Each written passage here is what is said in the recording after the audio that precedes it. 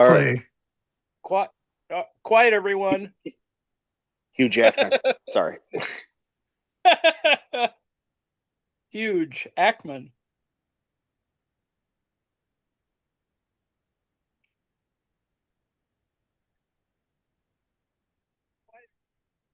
Hit it.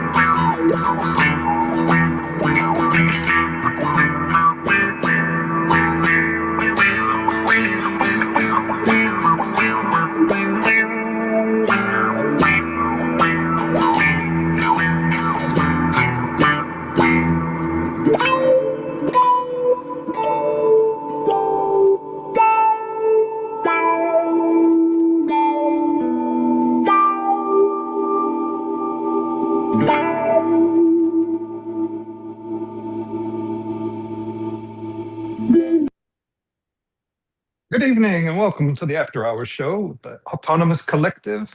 My name is Joe in Norway. I'll be your cook this evening. And I'm joined by Ann Lee, a retired college professor and a community member at the Daily Kos. They're a member of the National Council of Independent Scholars and is a contributor to the book, The Political Economy of Art, Making the Nation of Culture. And looks Hey, like Joe. we may be joined by Arjun from Deep into Yes. History to help maybe aid in some therapy he might be in Ah, need of after submitting himself to a certain hearing, a congressional hearing this week. Look, I'm here for you guys. I'm here for you guys to get post Bondi. We're gonna process all our emotions together. Well, before we get into the therapeutic session, let me just go over the plan. Well, do I have a plan? I don't really have a plan. We're going to wing it tonight.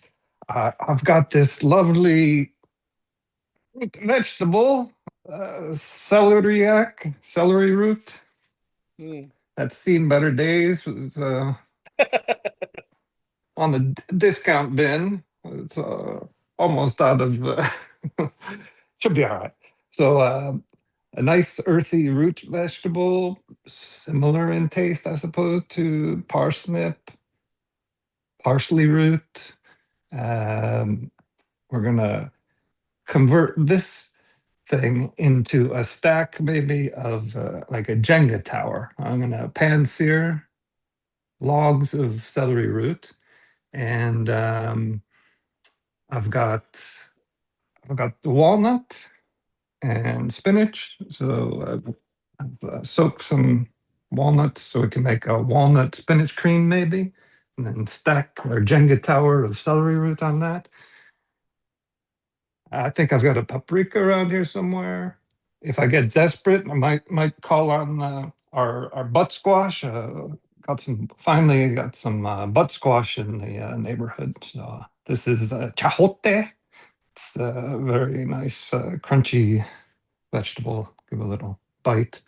Uh, I think that's what I'll be doing this evening.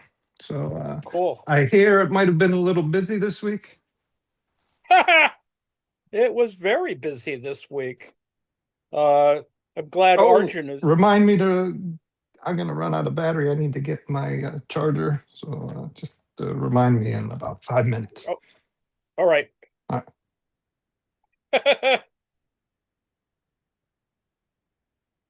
I'm You were glad saying? Arjun is here. Oh,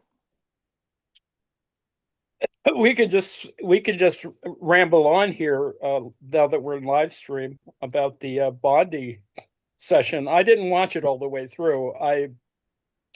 I took all the juicy bits, where Ted Lieu calls her a liar and she freaks out, and those they're really good bits in the whole thing, historical in that sense. I thought that she was sort of emulating Oliver North. Do you know what I mean? Like if you remember the Iran-Contra hearings, it looked so bleak for the Republicans, but Oliver North went before Congress. You guys should watch that. It's all over YouTube. You just Google it.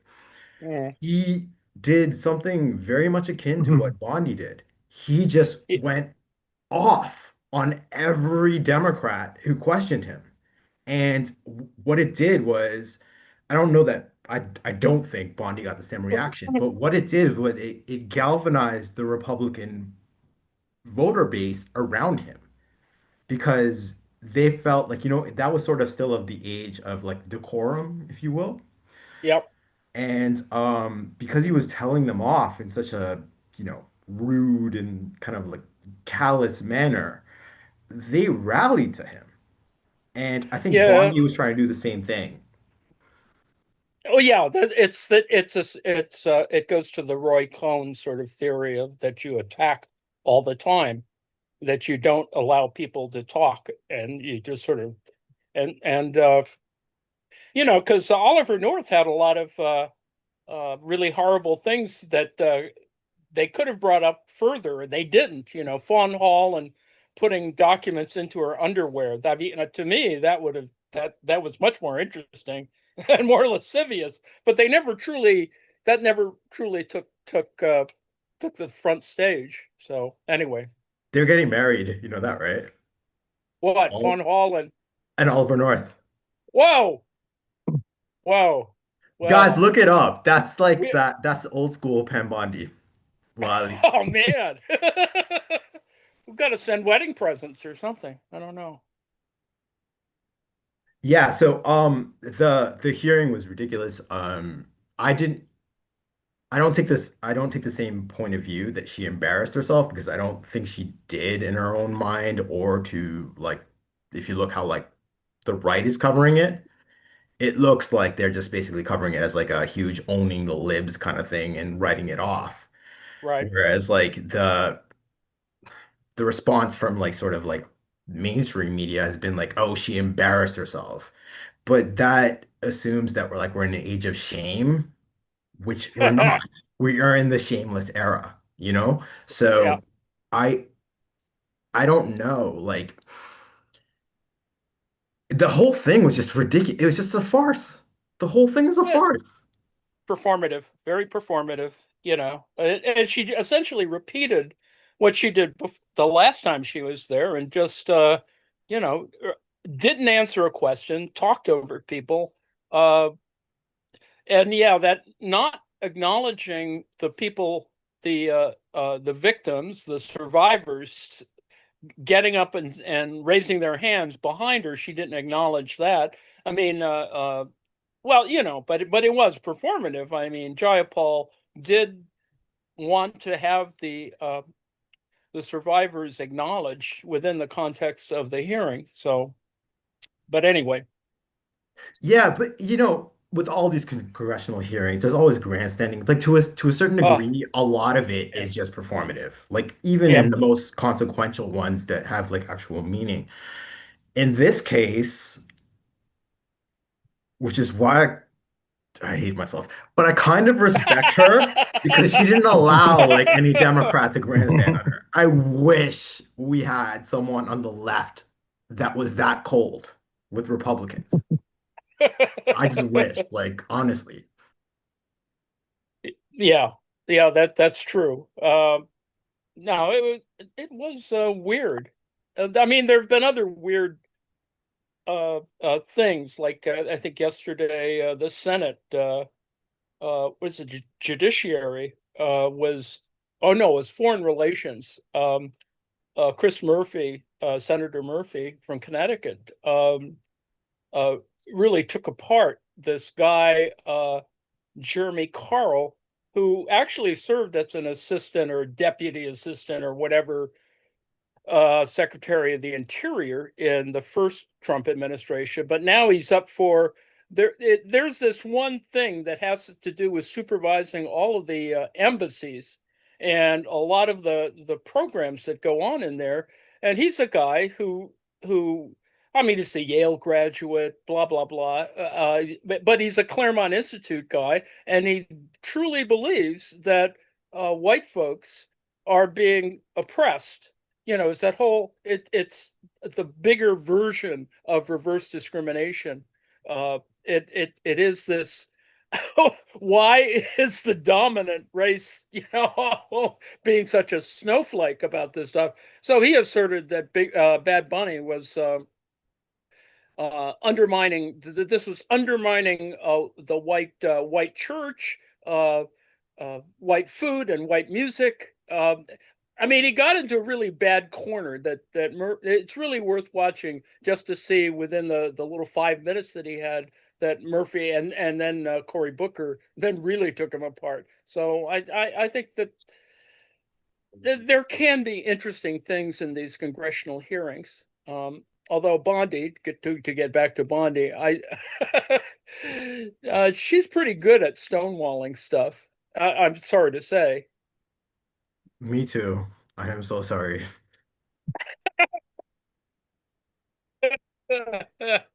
Oh man.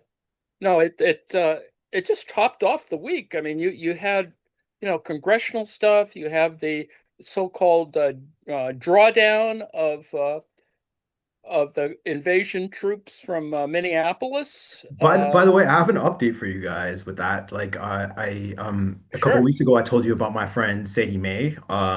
You guys can follow her at Podcast Geek on Instagram and Blue Sky and stuff. She's like a podcast reviewer. We've known each other for years, a good Cool. friend. And she says that like there's no noticeable drawdown. It's still going on. Yeah. And Well, they only drew down 700. The first batch that they removed was 700 out of 3,000. So it hardly counts in that sense. yeah, I think that unfortunately, like lib politicians like to claim victory far too quickly and like Yeah. and the media wants to move on to the next thing. But yeah, it's still going on there. And I don't know, it's sort of a Pyrrhic victory because so much damage has been done. Oh yeah. On the other hand, it at least might constrain. I mean, it did create a national awareness of the awfulness of it, and for whatever reason, the fact that two white folks got killed in this context, actually, affected the sort of mass media um, reception of it. And I think that's the other side of the issue.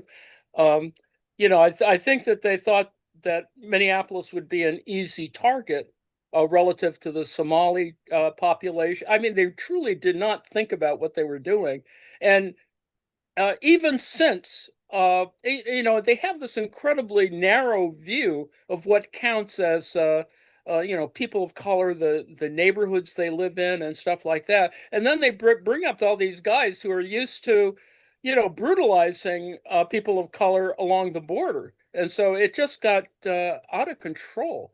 But speaking of out of control at the border, I mean, they shut down the El Paso airport they claimed they were going to shut it down for 10 days.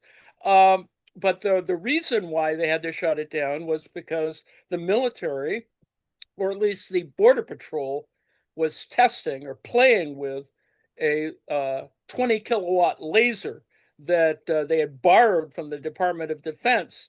And so uh, apparently they claimed, and in fact, Pam Bondi mentioned this in her little session about invasions of drones from over the border by the Mexicans.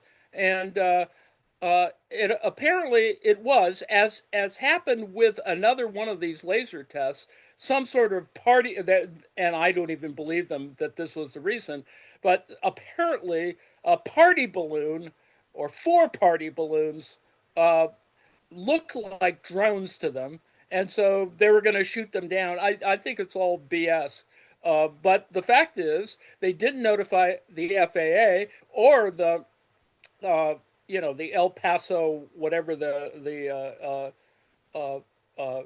traffic control area. And so, everyone freaked out, and, the conspiracy theories started popping up. Oh, maybe they're doing something nuclear, where maybe blah blah blah. I think it was, testing a laser, and they just didn't tell the FAA, and the FAA goes, "What the hell is this laser thing doing in our on our scopes?" And then somebody pulled the trigger too early and shut down the airspace over El Paso for 10 days. Or that was the front end of it, that they proclaimed that. And so they have on the news, they had conversations between airliners coming into El Paso, where the El Paso, the regional air traffic control said, "Well, you can't come in. Our airport's been shut down." And the guy's in the midair, and then he has to sort of decide, well, now what I have to do. Well, he knew what he had to do, but it was another one of those snafus that is, I think, very typical of the Trump administration. Who would have thought giving Proud Boys lasers would have caused a problem? I think so. Well, they're using LRAD. I think we talked about this before. They're using LRADs in Minneapolis, the sound devices that make you sick. But they're still preparing to do this crap, and I'm sure they're going to do it elsewhere in other cities. They just haven't chosen the city yet. My expectation, I'm not good at predicting things, but they're probably going to hit Memphis sometime, probably during good weather, the summer or the spring, and cause another variation on this whole business. They tried to deflect, or I think there was a report that I think was disinformation, that they were going to hit Ohio, and they may still hit Ohio, but there are a lot of people who are really mad about that, particularly since they implied that they were going to use it in Springfield, Ohio, where J.D. Vance claimed that Haitian immigrants were eating pets. Now it may be the case that some geese got nailed, and people were poaching, migratory birds, and I'm guessing that that's what the original story was, but it obviously became something else, that is pet eating, uh, which is an old joke. It's an old joke about, well, in college we used it about the food service. That is, you never saw stray cats and dogs outside the food service because the food was so bad. Similarly, it's just, it's a frat boy joke, essentially, and it got, obviously out of control during the election. It amazes me that there's not enough cynicism, that we lack cynicism in the media to sort of pull that apart and see that they kind of, regurgitate these kinds of things. It's just amazing to me how they keep repeating these things, because the party balloon excuse was used before, the last time they screwed around with a laser. And I think it was even in Texas also, but not in El Paso. So anyway, we've had a busy week. It's Congress is trying to do something. Apparently the Supreme Court, or the judiciary, is at least protecting the rule of law. And so some things have been pushed back, particularly, things related to Minneapolis, things related to attempts to suppress more civil liberties, which at some moment the dam could break. And then underneath all this, and I think there's pretty good reporting on this now, and I think awareness is pretty good about facilities, that is, detention facilities, aka prisons, that are being constructed. That the fact is, some of them are being turned back because they obviously, they're taking a Walmart warehouse or an Amazon warehouse and trying to turn it into a prison, which they've already done. I mean, the reason why, what's her name, Kristi Noem and her boyfriend were at Otay Mesa trying to, pump up the prison, the whole prison thing, because the facility, I think it's a private, it's one of the two prison corporations. It's a converted a warehouse, and you can sort of see it in the in the way it's laid out. Um, it's pretty scary in that sense. On the other hand, people were yelling so loud about uh, uh, ICE must go, or bad things about DHS or whatever, when Kristi Noem was speaking there, that the cops had to turn their sirens on to drown out the crowd, which that's pretty interesting too. And so some of the mainstream media showed that she was trying to, pump up the usual DHS stuff, and but that's not the most weird thing that happened to Kristi Noem this week. I think it'll become Blanket Gate, where she was flying, on the taxpayer dime, and she had to switch planes. It's a Coast Guard plane, because she lives on what is it, the Academy, Coast Guard Academy base, at a Coast Guard base, the Commandant's, or whatever base.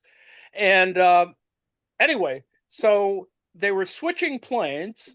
Apparently, her blanket, I mean, her blankie, whatever, did not get transferred from one plane to the other.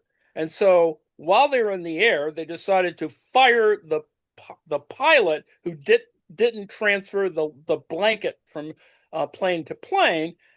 So by the time they landed, wherever the hell they were landing, it could be this Otay Mesa deal. But anyway, they had fired the pilot, but then they had realized, and I think this is just the Coast Guard going, what the hell?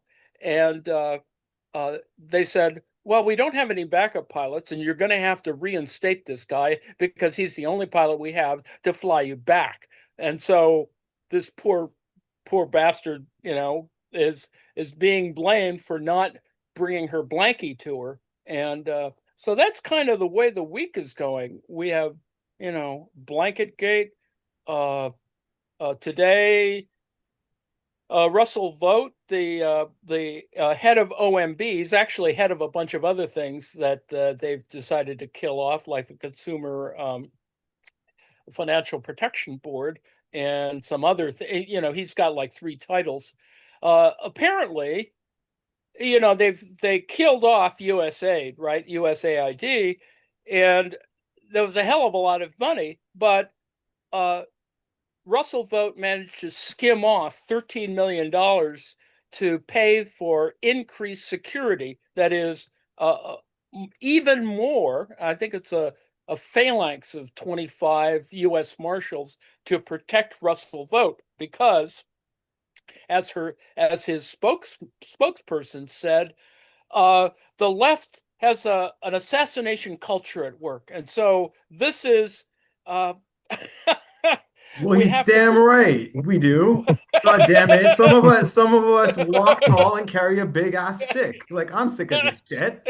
And and also I take this as a huge sign of weakness. All of these people are so paranoid. They're tripling and doubling down on security. See, a few weeks ago, Kash Patel has tripled his guard. Like, ugh, this pathetic freaking Gujarati guy. Like, fuck off. You need to protect it. He was jet skiing on sorry, that was my Punjabi coming out. Are they not clear about the distribution of arms in the States? Yeah, it's so pathetic, but also you can see, like, as yes, they have power right now, but like how terrified they really are. They're really terrified, and I think they're even more terrified of their own people, because because their promises, like their policies, are screwing over. First and foremost, apart from immigration, of course, their economic policies are screwing over their base. Their rural base is completely screwed. And if anyone is going to pick up a rifle and shoot someone, it's going to be some hunter from the rural area, Absolutely. They've affected not only the rural population, but the sort of the polling for low information voters, the ones who voted for Trump, in 2024 has totally cratered. It's gone in the other direction about 25%. So if they had hoped to have the same group of people vote in 26 as in 24, they're in trouble. Just at that level of participation. So on the one hand, that's a good thing. On the other hand, it just means that they're doubling down on craziness, like screwing with the all the vote suppression stuff has been pumped up. The idea that like the Save Act, I think is in front of the Senate right now, and it essentially requires you to come up with enough documentation that most people don't have, like a passport. Most Americans don't have passports. And so you either have to carry around your birth certificate or a copy of your birth certificate or a passport. And fortunately, passports have changed. Now you have a little credit card sized passport thing that you can use. But, obviously it's a means by which they can attempt to suppress votes. And they don't want to really suppress everybody's vote, even though I think we should tell people that that's exactly what they want to do. They want to suppress votes in something like, 15 key states so they can, retain control over Congress. So that's kind of what's coming up in the election. And I hope that more people are aware of it. Yeah, and I wish the Democrats would, like you said it very eloquently. I wish they would make people aware of the dangers of this, and they're not. Like, I don't know. I mean, we all know. The only reason like Hakeem Jeffries is there is because of his ability to raise money for the party, right? For the Yep. DNC. That's how you get ahead. Um, I just wish more people were saying this. And I think, you know what, to be honest, that's not completely fair. There are members of Congress who are yelling this, shouting this out on social media all the time, but they don't get airtime on CNN. No. They don't get airtime on major networks. And unfortunately, we're stuck in this, but I don't know. Minnesota gave me hope. What's happening in Massachusetts, like the way the people there and New Hampshire, sorry, as well, are rallying around following the Minnesotans' example of preemptively telling people they know might be at risk to just stay home. We're gonna bring you food. Mhm. Just stay home. You don't need to work. Mhm. Um, Yes. yeah, and so like therefore they don't the ICE doesn't have targets. Those people aren't on the streets. Right. If that kind of spirit keeps up, then I don't like the thing is like historically no voter suppression works if more than 60, I think what I read, don't quote me on this, but it was somewhere between 62 and 68% Mm. of the voting public turns out. Nothing, nothing short of like, actual military shooting people at the voting polls can stop it. So if there's enough turnout, there's no way. And also what gives me a little bit of hope, I don't know about I don't have so much faith in like the Cuban community in Florida, but the rest of the Latino, general Latino community and African American community in the rest of the country, those who had, you know, supported Trump in record levels, I don't think that's going to be there in the midterms. It just won't. It just won't. There's a personal loyalty, and Trump can be funny. Like let's be real. Like he can be a funny guy and entertaining. You know, Well, entertaining. I don't if think he's ever funny, but well, anyway. I mean, like if you have no class consciousness and this Oh guy yeah. just shitting on people you don't like anyway, then it's kind of Yeah. entertaining, right? At least he's saying Oh something yeah. different, you know? And Yeah, but he says, but it's also insane. It's now really insane. But anyway, carry on. no, absolutely. I'm like 100% there with you. I just don't think that appeal exists anymore. Um No. and I just hope that the Democrats don't take the same lesson from these midterms that they did from the midterms uh after Roe v. Wade was overturned. Oh Jesus. Because Yeah. they took that as an indication that Biden was perceived to be doing a great job and the public wanted it when it was in fact a reaction to Dobbs. And Right. like if they nominate someone like Newsom, um, Jesus Christ, like I'm sorry, guys. Like I'm not even Canada. I live on top of your meth lab. Okay, your fumes have come up here, and it has gone. Canadian politics has gone crazy too. I'm leaving, man. I'm gonna go teach English in Vladivostok.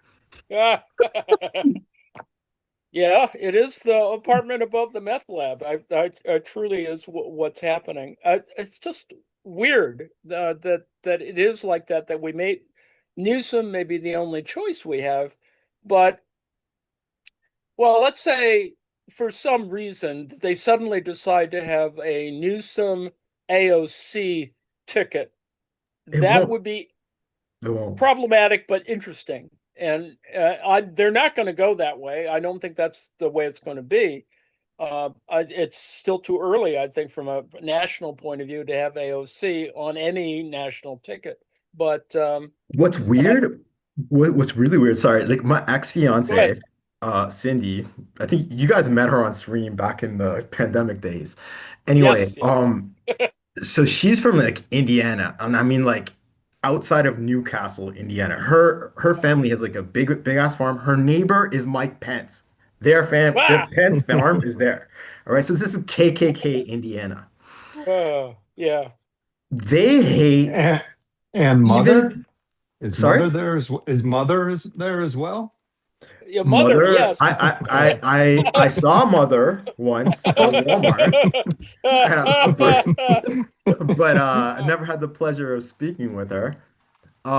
But you know, like the Pence farm is there. They have a house, I think, in Indianapolis. But anyway, so like I'm talking like rural. There, and like I said, KKK sort of Indiana. Although there is that element, it's only like maybe like 20%. Most people are like totally cool, normal. They'll vote. Like recall in 2008, Indiana went for Barack Obama, right? Yes. Never Yep. forget that. Yes. Um, Thanks, at the same Obama. time, they viscerally hate AOC. They just they don't I don't know what it is. I don't get it, but they viscerally don't like it. And I think that the reason for that is AOC, we But find. they secretly masturbate. Oh, yo, it's all sexual, Joe. It's all of it. But never think politics is just sex. Everything is sex. But at the same time, I think it's because AOC's way of speaking makes it seem like she's telling them that they're Mm, wrong and what to think. You mm. know? Whereas Bernie has a way of speaking where it's sort of like not me, us. You know what I mean? Like Yeah, we are doing this together. And I right. don't know what it is. And I'm sure sexism plays a role. There's a lot of Mhm. like sexual racism that goes into this thing. Oh yeah, There's absolutely. a lot at work there, but I don't see AOC as a viable national candidate for 2028. Like I just don't see it. I would No. love for her to go after Schumer's seat though in New York. But Oh even yes, absolutely. But I even then, I think friend from back did Mark Ames come on the show? You know, Radio Warner was he on Radio Warner? You know, Mark Ames? I don't know. I'm not familiar. Wait a minute, I isn't thought he Chucky came on the Shoes Feldman show back in Chucky the day. Shoes is a little too early for retirement, isn't he? Oh, yo, he's really young. But you know what? Sometimes, you know, people get to retire when they're, you know, young and able.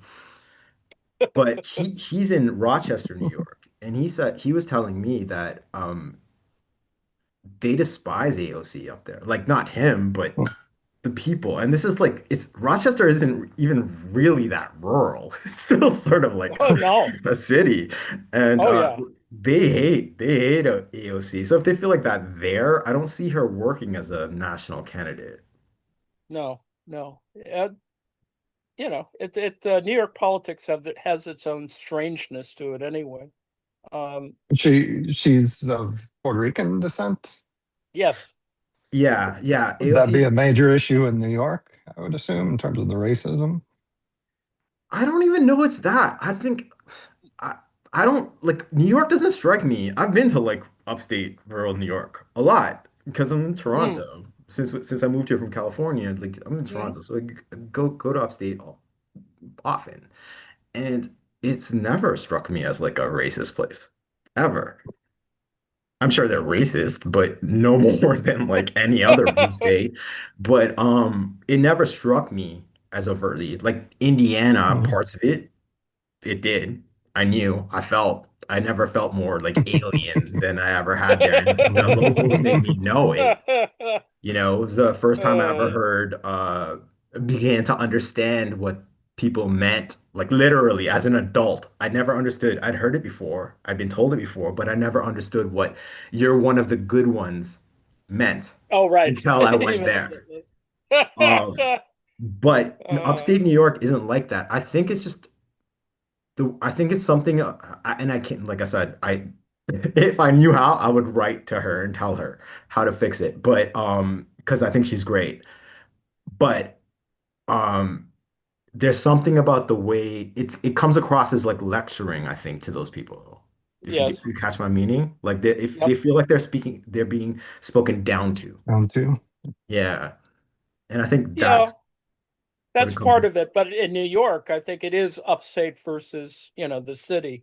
That really truly is the big divide, and appealing to the upstate is still important, even, regardless of how you do it. But I don't. It's going to be a crowded field to replace Schumer anyway. There are probably about five or six really viable candidates, just like there are viable candidates for Jerry Nadler's seat because he's retiring. I mean, when you have what's his name, uh, uh, George Conway, a pretty decent. Speaking of the good ones, he's probably one of the few decent conservatives I've ever seen. I mean, he's running for the darn seat, and he changed his party affiliation to Democrat simply to run This in is that Kellyanne's election. husband. Yes, this is Oh my Kellyanne's God. ex husband. They he got all the corgis, They and divorced? she I don't know I'm what. Yes, heartbroken. well, you remember the kid, right? The whole thing about what's her name, the kid, who I think she did a spread in Playboy or something. There's a whole thing about her What? kid, getting pissed off at mom and trying to separate herself, divorce herself from the family. There's a Right. whole thing about that. Yeah. That was like, remember pandemic era or something. She did like some social media post where she was saying like she wants to kill herself or she's gonna leave her parents or something like that. Like it was Right, right. all like rolled into, okay, I remember that. Okay. Okay, so they got divorced after that. Now George wants to be a Democrat. Yes. Oh God. Imagine George Conway replacing Chuck Schumer. That's a step down. Well, no, I think that's step up relative to Jerry Nadler or equivalent, let's say. Nadler is like the dean of whatever, house, representative, relative to the Judiciary Committee and blah blah blah. But he is retiring, and there's just a lot of people who want that seat, including what is it, Caroline Kennedy's kid. Uh, Great. what I can't We need remember. more feral Kennedys. That's what Schlossberg. we need. Schlossberg. Well, his name is Schlossberg, so that has its own element, whatever. Speaking of which, there's this kind of undercurrent about, it's unclear to me, and I don't think that there's been good articles written on this. I mean, they keep mentioning it, but I haven't seen an in-depth article about what Trump really thinks about the Kennedys. In terms of, is he truly trying to erase the JFK, from the history book? I mean, there's this weird revisionism going on. I don't think Trump thinks that deeply, but because he just does visceral things like, slapping his name on the Kennedy Center and then taking the $257 million thing that came out as part of the big betrayal bill, to claim that he's only going to strip down the Kennedy Center to the bare steel, and then we're going to reuse some of the marble. And there's just this whole, I don't know, it's psychotic thinking. It's just, As though, I think that's more an extension of just like his general grift, you know? oh, right. Yeah. Yeah, because he'd be very stupid, like, which is why he didn't just change it to the Trump Center, right? Like he kept JFK's name there. Um, but yeah, like I get what you're saying. This obviously he's like in steep decline, and he's obviously thinking people like they say legacy, but I think what he's trying to say is like he's gonna he's gonna get his. He's gonna do as much as he can to get his, which is why Oh, like yeah. he's Absolutely. holding up funding for the tunnel between in New Oh, yeah. York. Looting. Um It's just yeah, looting. They're just just yeah, looting the fucking treasury. yeah, The effing 100%. treasury. It's terrible. But on a lighter side of things, we had we had Sharkgate 2 this week. And we also had Sharkgate 1, I'll remind everyone, was when Chris Matthews was on the air in Oh, 2019 bitching about Bernie Sanders being a socialist, and a shard happened. Now, Trump did the same thing. And we also had the TPUSA halftime show, oh God. How which I bizarre. thought, The lip sync contest. yeah. So TPUSA teamed up with NAMBLA and got Chris Rock. And I don't know if you guys have you seen the highlights of that? Please watch Some of them. them. This is Did really strange. did you Let's see put it that that way. like pirate guy playing the cello? Oh That no. was so weird. Oh my God, that was the most weird shit I've ever seen in my life. But Oh, what gave me heart was that they've clearly lost the culture war. And Joe, oh my God, that looks delicious. nice. I'm hungry. Jenga tower of celery root. Celery. Yeah, there we go. Describe this. What's the sauce? So that's walnut cream and spinach blended together with Yum, some nutmeg or muscat and garlic. And then yum. I sauteed at the end. I sauteed some red paprika with capers. Nice. Nice. Nice, nice little appetizer for everybody to share. I'm hungry. Damn it. Beautiful. Um, so Prof. Ann, why don't you go on with I have to step away for a moment to take care of the Oh, dog. sure. So Well, I want can you please like tell us about the Ukraine update? Because so much has gone on over sure. there. Like we've been so distracted. But it's something there've been some major developments on the battlefield, have there not? Apparently, yes. Carry on. I'll just yammer for a couple minutes on Ukraine. Yeah, I'll listen. All Okay. right. Ukraine, they're up to ceasefire discussion number, and I can't remember where it's happening. It's in Qatar, maybe. And apparently there's other people discussing it, not that idiot Witkoff and Kushner, but there's another discussion about ceasefire. So this is number 7, I think, and we're really tired of it because the Russians have never changed their position. Ultimately, their position is the same as it was in 2022, except that there's all this background noise going on now because the Ukrainians, they've cut into the to the Russian economy. Gas, there's having fuel shortages, regional fuel shortages, and both sides are attacking each other's energy infrastructure. So there's been rolling blackouts in Ukraine, but there have been rolling blackouts in Russia. And there's been, we talked last week about a Russian general getting shot. It's unclear to me whether the Ukrainians took any credit for it, but he was a moderately important guy. But needless to say, they've assassinated several generals, and they've also, blown them up in the battlefield. So that's kind of what's going on. It is kind of drone warfare. The Russians are still sending in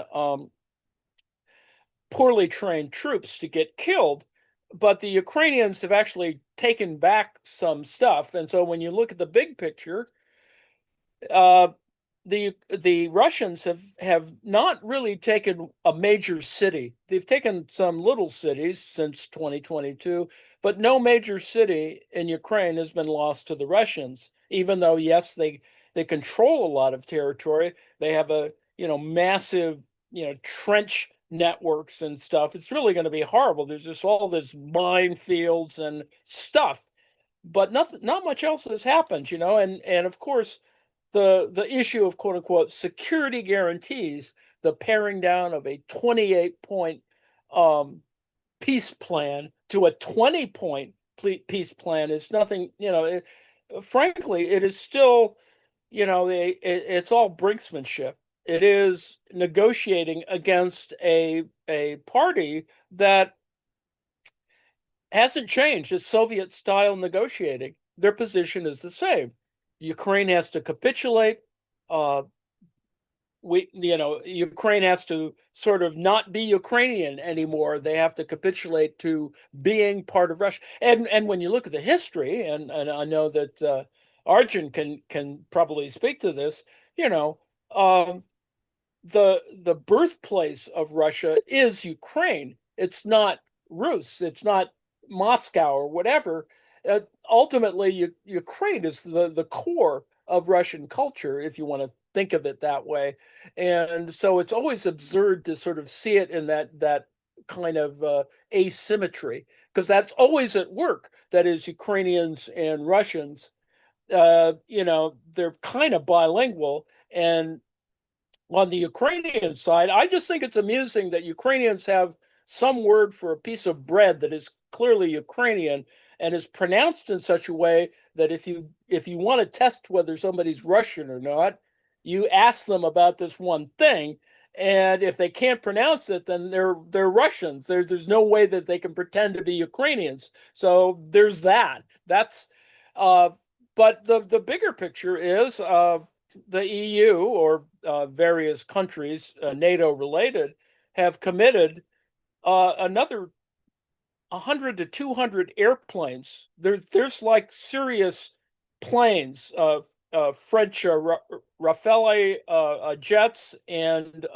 Gripen, Swedish fighters. So Ukraine is going to have a pretty serious air force at some moment, even though the real kind of thing is drone production. And it's amazing that the Ukrainian drone industry is pretty intense now. It is something from which a lot of people are learning about drones. So that's are building, drone technology, and they have an incredible amount of drones, although they're not using what they used to use before and taking little commercial sport airplanes and putting remote controls in them and flying them really far into Russia. And partially because I think the Russians have gotten better in electronic warfare. Both sides are actually much better at electronic warfare. And it is, it's very sad to see that the death toll, the Russian death toll is 1.25 million right now. Well, it's not the death toll, it's the casualty toll. And I think the death toll, no, I can't give you a number on death toll. There's a bunch of different estimates about how many Russians have been killed, as opposed to the Ukrainians, who will never tell you what their numbers are, because that's just, that's part of their strategy, is to not reveal a lot of information, which is why the reporting on Ukraine is always you know, it's why the reporting tends to favor the Russians. And the critique of it, of course, is that yes, there are more there's more information available from the Russians, but that's because, their strategy is to create tons of disinformation and a variety of ways in which they manipulate the whole information space. And the Ukrainians do that too, but they do it in a different way, and they don't try and, subvert conventional wisdom, whereas the Russians don't care. They just make stuff up. Ukrainians tend not to make so much stuff up, and they tend to be moderately open about their successes, whereas the Russians, they just don't care. It's all just part of hybrid warfare. But anyway, there's that. We're at the time now where we should be talking about the schedule. And so, the last time I looked at the schedule, it wasn't clear what we were going to see at 8:30. John, if you're here, can you tell us what we're going to see at 8:30? After which we will see, I think, the next episode, which is episode 3 of Silicon Valley. And thank you, Travis, for that. John? Yes, so we will see our last episode of the Night Gallery that we will be watching together. It is called Little Girl Lost, and it stars Ed Nelson, William Wyndham, and Ivor Francis. So I was a little late in getting the details to Joe. Like I got it to him about an hour ago. So late, I didn't get them. Okie They're dokie. there now, Joe, but Well, that's at 8:30. Schedule's gone out. Newsletter's Half gone hour. out.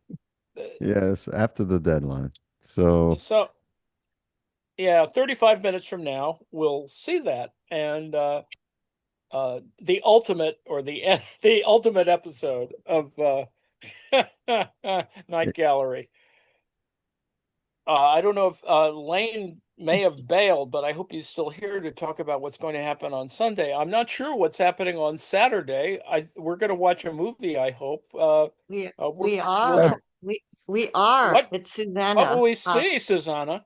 Yes, we're going to see a delightful a mockumentary, sort of counter programming to Lane. We're going to see This is Spinal Tap, Oh, and yes. it's Oh, yes. I believe it's from 1984. I've never seen it. I want to see it. It is directed by Rob Reiner, who also co-stars as the documentary artist in the film, and it is about a British rock band that comes back for an anniversary tour. So there you are. 7.9 in IMDb. I think you'll enjoy it.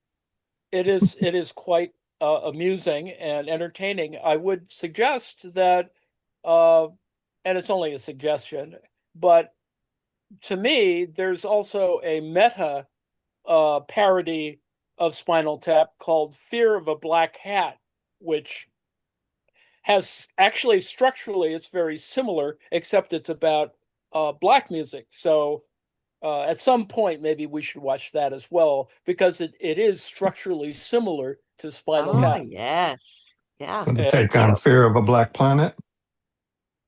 No, it is a fear. No, but it's about black music, and it does have it has a riff on replacing musicians in a band. But anyway, I won't give away any more spoilers. But it's equally as weird as Spinal Tap. So it's a good pairing of films. So if you haven't seen Fear of a Black Hat, we could watch that at some moment in the future. Uh, uh, and I don't know if Lane is here. Lane, are you still here, dude? No? Okay. So that's Saturday, and thank you very much. And that starts at 7 on Saturday. It'd be very nice, and we can riff on that. And of course, it honors Rob Reiner, the late Rob Reiner. And on Sunday, another episode of Star Trek: The Next Generation at 5 o'clock. And I'm not sure what Lane is going to be showing after that. He had several things that he had talked about doing, and all of which are really good and interesting. So that will happen after that. So, John, do you want to tell us about Star Trek: The Next Generation? Yes, so on Sunday at 5, we have Star Trek Next Generation episode Captain's Holiday. Is And this this the is, one? Is yeah, this the one where they go to Risa? Does he go to Risa? yes, he goes Oh to God. Risa. Oh man. Yes. So the poor man can not get any rest. He resists going on shore leave, but number one insists, and he gives him some advice that gets him into a little bit of trouble. But and then crazy things ensue once he's at Risa. So yeah, it's pretty good. What what is Yes. Risa for the It's a pleasure planet? planet. It's where the population is, it's a culture that loves having sex. I mean, that literally is about, hedonism. It's a hedonistic planet, an Yes, entire planet. It's like Have we been to hedonism, the that? resorts Have in we been to Jamaica. that? Hedonism 1 visited and that 2. planet That's earlier? Reza. Yes, it's like resorts in Jamaica. Yeah, Yeah. yes, it It's is. literally called hedonism. Oh, Uh, it is weird. Oh, anyway, yes, but I've heard so other don't, people. sorry. Please go Go ahead. ahead. Oh No, no, some just elements want of Black culture to like I just want to Jamaica. interject one thing for both of you. Because Prof. John, I'm gonna buy this for you. I'm going to appear at Comic-Con in Toronto for the Podcast Awards in March. Cool. Last time I was there, okay, I saw a picture and I'm gonna buy you because oh God, what was his name? Guy who played Jonathan Frakes, Commander Riker. Okay. that's Joe's Um, favorite character. Oh, yeah. Okay. Well, he on his autograph table was this gigantic pile. He had all kinds of pictures. Most of them taken before AI, but well after the next generation was over. So he's like fat. Right? Fat And Riker. yeah, there is a picture that he was signing, and I'm buying it for you next Uh-oh. time, for both of you, oh. you and Prof At, and um of Riker on a sort of like Star Trek robe version of of the uniform, but it's sexily cut, but he does not look sexy at all because he's very fat. Oh And, no. and it's on the beach at Risa. So Oh, right, Really? yeah. right. Yes, So yes. this was He like is fat. photoshopped or something. No, No, I believe no, he no, hired a no. whole production crew because that dude has a huge ego. And still thinks he So, looks better now, but at the time, oh my God. so he's not sporting con like pectorals. Oh no, I don't think I don't so. think he's had Ricardo pectorals for a Montalvo. very long time. So is the Risa the one that the planet that dear Wesley fell through a window Oh, pane? no. Oh, That's a different that's- planet. That was a is it- different planet. That was also dedicated to hedonism, but they had a god, so that obviously screwed the whole thing up. And oh, the terrible. god imposed some very strange rules, like don't plant mixed crops next to each other, and don't wear clothing made of mixed fabric. Blended fabrics. Yeah. Oh God. Prof. John, Alrighty. do you know if their wedding, Riker's and Deanna Troy's in I believe I forget which Star Trek movie it Oh, was. spoiler alert. No, Oh, the spoiler movie. alert. But Yeah, this is big spoiler alert. This is not, Oh. guys, this cannot be a There's a spoiler. love triangle. It engages a love triangle. But anyway, This is 40 years in the future. Arjun, the room is like at least 95% clueless about the Star Trek. Okay, yo. That can't be Okay, look. true. Fine. We're all nerds. We're different kind of nerds. I was the Star can't Trek, be Star can't Wars be nerd. true, John. I didn't I know that assume there were knowledge. other series of the Star Trek series. Yeah, but Aside now from the you've original. learned so much, Joe. Or that there's more than one Star Trek film. You're two, coming I along know with there your was two. education. Okay, fine. I won't tell you guys what drugs I saw the Star Trek crew doing in the back of the many Comic Cons that I've been at, appearing at, because that would be a spoiler. Oh, I wish I was Indeed. there. Were they with RFK by any chance? Ah, No, these snorting are off fun drugs. toilet seats.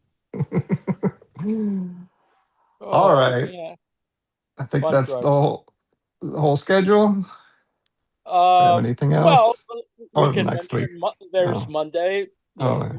We're doing Palo Alto, and is Nate here? You can talk maybe for a second about. Uh, no, Nate's not here.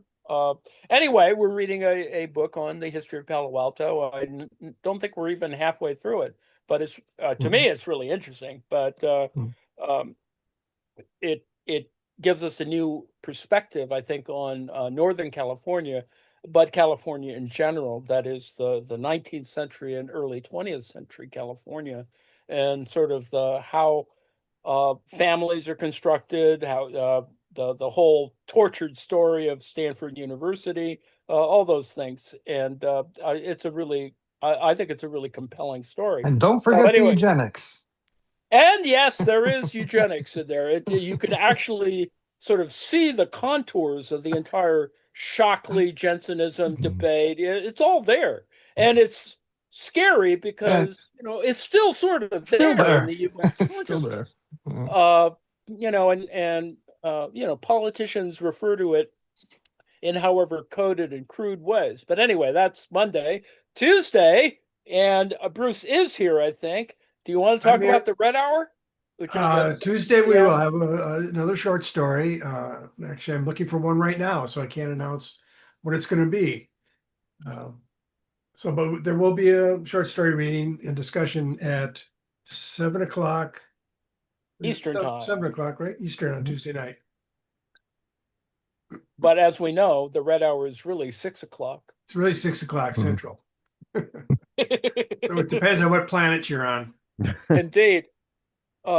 Wednesdays, I do a little thing on Wednesday office hours, and I'm not quite sure whether we'll complete looking at the Theater of Capital, which is a pretty interesting little book, or the next thing, which is kind of a uh, what's wrong with capitalism is a kind of the overall picture of it, but it does introduce an idea about can we refer to a mode of investment, which I think is a really interesting article. Well, I think it's interesting. It's probably boring to everybody else, but anyway, that's Wednesday at 6. Um, Wednesday nights are spirituality and activism at 8:30 that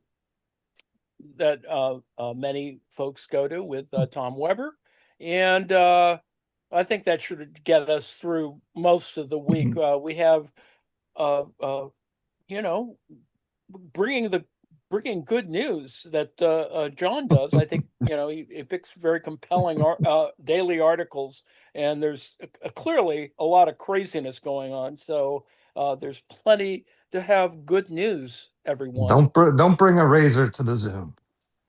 Okay, I'm just gonna I I'll just never want to run add, I out. just want to add to like the collective schedule. So guys, I want to do more like deep into history stuff for you guys. Let me know Cool. what you want to Mm. hear. I'm going to be going on the podcast, posting through it sometime in the spring. All right. And I'll be talking because I like the hosts. We're friendly, Mm. and they cover a lot of modern day stuff. But I wanted to talk about contextualize the stuff that they are talking about these days. So Mm, I do that through the lens of like Fred Hampton because we're going through, Mm. you know, reminiscent of like Red Scare One. I don't Mhm. think we ever left Red Scare Um, Two, and in Minneapolis, the '60s are returning. oh So yeah. if you guys want, I can do a talk on Fred Mhm. Hampton. If you guys want to know about the Fall of the Republic, which is the series that I'm doing now, the episode that I'm recording now, um, ongoing series versus, let me know. Anything you guys Mhm. want, just DM me. But I'd Correct. love to like just come and do it and speak to you guys for an hour or at least rap about history with you guys. Or if you want to do That like fun shit like Vikings and stuff like that, that has nothing to do with politics, I'm your man. I can do anything in history. So I would Yeah, love to well, just DM me. Let me know what you want to do, and Red I Scare mean, never ending. I've been curious if COINTELPRO ever ended. oh well. well, no, it Yeah, didn't. never We just call it ever ended. Palantir now. Yeah, Palantir. absolutely. It's been fully privatized. Uh, yeah, really scary. Exactly. That's like the true legacy from the noble intentions of the church committee hearings was Yes, to basically the CIA got out of it, but they privatized it. They farmed it, right. all that all those acts to private companies. Mm. You know, that Uh, was why all these companies have like intelligence divisions. Like it's crazy. oh, yeah, Somewhat, absolutely. somewhat related. I just came across a book today. I wonder if either Professor Ann or Arjan are familiar. It's called Chaos. Charles Manson, the CIA, and the Secret History of the 60s. I have read Oh, that. Yeah, You I read it? read oh it. man.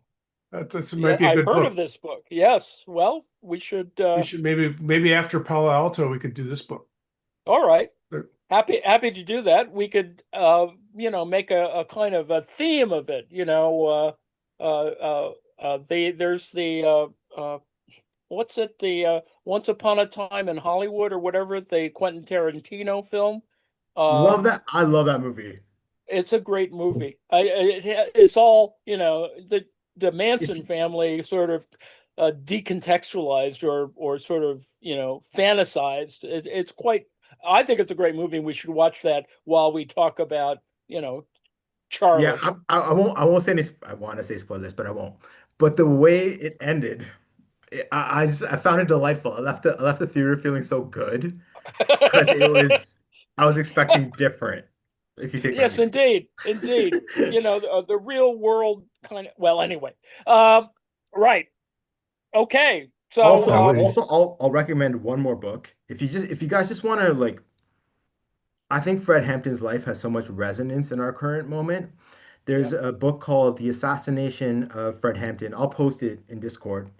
Oh, Highly recommend you guys to read that because it's a great way. It's written by one of his lawyers and one of his many lawyers, and basically like it's one of those great books that doesn't so much talk about how Fred died, but how he lived, you know? mm, And I think that's so much more important than the assassination itself, which is yes, why I think like for like, the JFK assassination, we have to rely so much on the myth of Camelot as opposed to the tangible things he did. yeah, Whereas right, Fred Hampton, it's all tangible. It's like all real. So I highly yes. recommend that. Check that out. I'll post it in Discord. cool. We got some It, vegetable Jenga to play. all right. We'll You've try got and to do take a better bite, next week. Joe. Take a bite. Show us how to eat it. We'll try and do better next week.